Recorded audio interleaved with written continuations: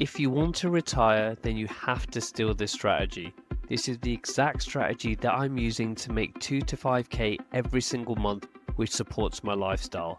I've also taught over 200 people the exact same strategy to generate monthly income. If you want to work less, generate a second income, or retire altogether, then this is the video for you. So how am I able to generate predictable passive income selling options? Now, selling options is essentially betting whether you think a stock will be above or below a certain price by a certain date. For example, here is the daily chart of Nvidia stock. Nvidia is currently trading at around $171. Now let's say you have a bullish assumption and you believe the share price will not go below $150 in the next 30 days. Then what we're going to do is sell what's called a put option. If we look at the options chain for Nvidia, you can see that we have an expiration date of October 3rd, which is 28 days away from today. If we look at the put side of the chain, I have selected the $150 strike price. You can see that we'll get paid 98 cents per share in premium. Options contracts work in multiple of 100 shares, so to sell one options contract at the $150 strike, the option buyer would pay us $98. Now, if by October 3rd the price stays above $150, then this option contract will expire worthless and we would keep the $98. It's the same process if you had a bearish assumption on Nvidia, but instead of selling a put, you would be selling a call. Again, looking at Nvidia's chart, we have an assumption that Nvidia would not go above $190 by October 3rd. Heading back to the options chain, we select the $190 call and you can see we will get paid $1.09 per share, or $109 for every contract we sell. And by the date of expiration, if Nvidia stays below $190, we would keep the $109 in premium.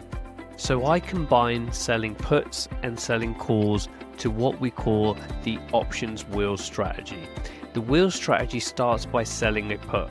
In our Nvidia example, we sold the $150 strike for $98 credit. If that option expires worthless, i.e. Nvidia stays above $150 at the date of expiration, we will then sell another put 30 days out.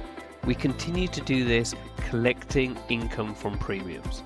The further your put strike is away from the current price, the higher the chance the option will expire worthless, but you would collect less in premiums. So you have to find a balance on what works best for you. Now, stocks don't go up in a straight line, and eventually the stock price will be below your strike price at the day of expiration. So in our Nvidia example where we had the $150 put strike, let's say Nvidia fell to $140 on the date of expiration.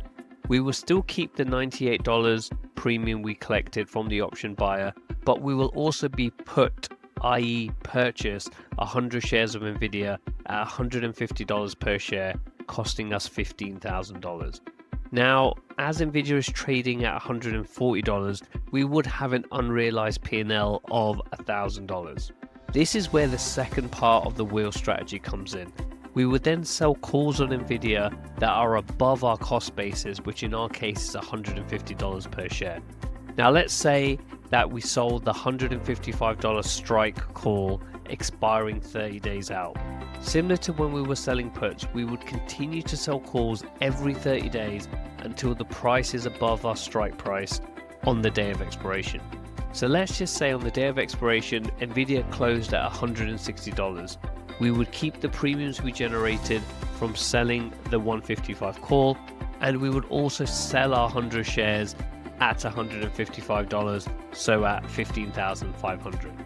In addition to all the premiums we collected, we also gained an additional $500 from the appreciation of shares, selling them at $155 when we purchased them at $150. Once the shares have been taken away, we then start the wheel strategy over again by selling puts. Now, I know what you're thinking. What if Nvidia never gets back to 150, or it takes years to get there?